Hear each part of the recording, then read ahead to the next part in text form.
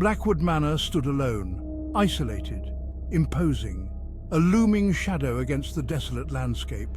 Its stone walls, once stately, were now crumbling and draped in ivy. Broken windows stared out like vacant eyes. The wind howled through the gaps, sounding like mournful cries. It was a place forgotten by time. And yet, some stories refuse to stay buried. Some houses hold on to their secrets, trapping them within their walls like ghosts. Blackwood Manor was one such place. "You inherited what?" Shane asked, eyebrows shooting up. "A house," I replied, unfolding the old parchment paper. "Blackwood Manor." Shane's eyes widened. "Blackwood? The haunted house everyone says is cursed?" I shrugged, trying to appear nonchalant.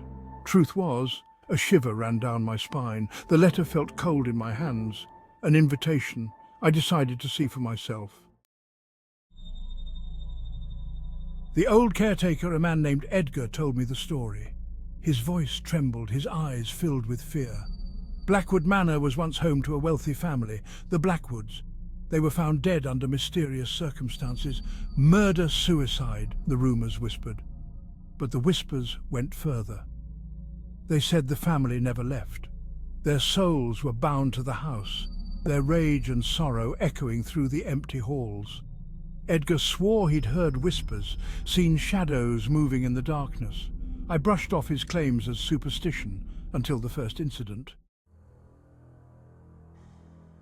Night. The house creaked around me, the wind howled like a banshee.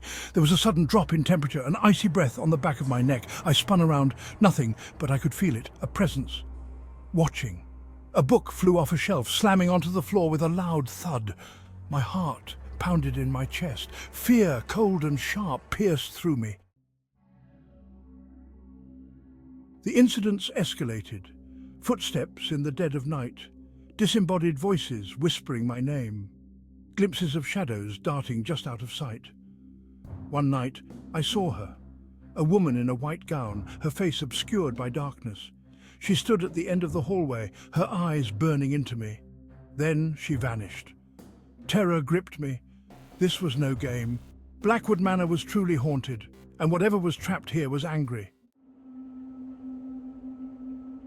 The attic was always locked. It stood at the end of the hallway, a silent sentinel guarding its secrets.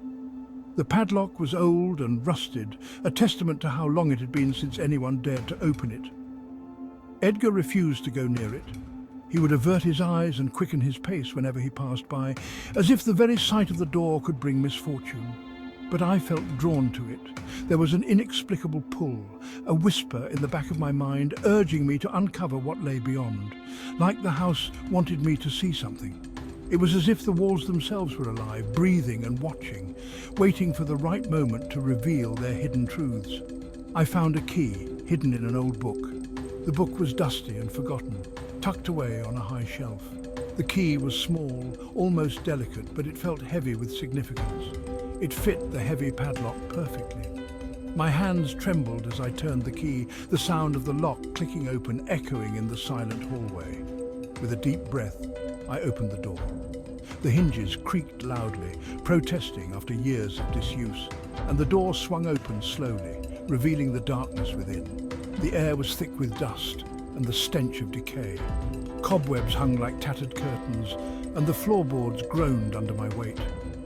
In the center of the room, a single wooden chair faced a wall. It was an odd sight, as if someone had been sitting there, waiting for something or someone. Scratched into the wall, a message. It wasn't him. The words were jagged and desperate, carved with a trembling hand. It was her. Who's her? The revelation sent a chill down my spine. Who was she? And what had she done? The questions gnawed at my mind. I couldn't shake the feeling that I had uncovered something dark and terrible, something that would change everything I thought I knew about this house and its history. Sleep offered no escape. The nightmares started. Every night, the same haunting visions would invade my mind, leaving me drenched in sweat and gasping for breath. It was as if the darkness itself had a story to tell, a story that demanded to be heard. Visions of the Blackwood family, their faces twisted in anguish, haunted my dreams. Each photograph seemed to whisper secrets of a tormented past, secrets that were buried deep within the shadows of their eyes. The woman in white, her eyes filled with an unspeakable rage. Her presence was overwhelming, a ghostly figure that seemed to be both a victim and a perpetrator. Then it hit me like a bolt of lightning. The woman, the wife, she was the key. Her stern expression in the old portrait held 1,000 untold stories, stories that were waiting to be uncovered. Everyone assumed the husband was the murderer. The headlines screamed his guilt, and the crowd's accusatory glares sealed his fate. But what if it was the other way around? What if the truth was far more sinister and twisted than anyone could have imagined? I rushed back to the library, poring over old newspaper clippings. My heart raced as I sifted through the yellowed pages, desperate to find the missing piece of the puzzle. And there it was, a tiny article overlooked by everyone. It was a small piece of text that held the key to unraveling the mystery. The wife, she suffered from paranoia delusions.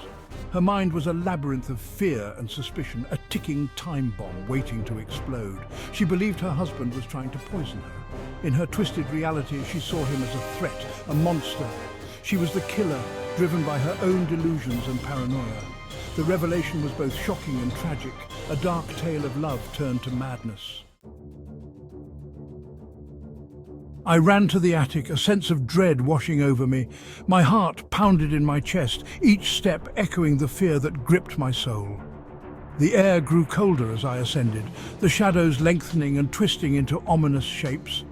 The truth was here. But as I reached the top of the stairs, the floorboards gave way. The wood, old and brittle, crumbled beneath my weight, sending splinters flying. I tumbled into the darkness, landing hard. The impact knocked the wind out of me, and I lay there gasping for breath, the world spinning around me. Pain shot through my leg. I was trapped. Then I heard it. A sound that sent chills down my spine. A soft, chilling laughter echoing from the shadows. It was a sound that seemed to come from everywhere and nowhere at once, filling the air with an eerie resonance. The woman in white materialized before me, her face now clear in the dim light.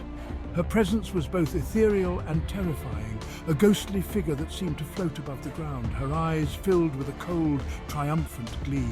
They bore into mine as if she could see into the depths of my soul. "You understand now, don't you?" she whispered, her voice like ice. It was a voice that carried centuries of sorrow and anger. "He was going to leave me," she continued, her tone shifting to one of melancholy. Her eyes softened for a moment, reflecting a deep, ancient pain. "But I couldn't let him go." Her expression hardened, resolve replacing the fleeting sadness. "And now, neither can you." Her words were a chilling decree, sealing my fate.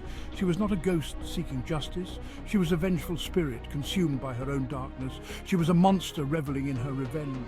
Her smile twisted into something malevolent, a reflection of the torment she had endured and now inflicted, and I was trapped in her haunted prison forever. The walls seemed to close in, the shadows growing darker, as her laughter echoed in my ears, a constant reminder of my eternal captivity.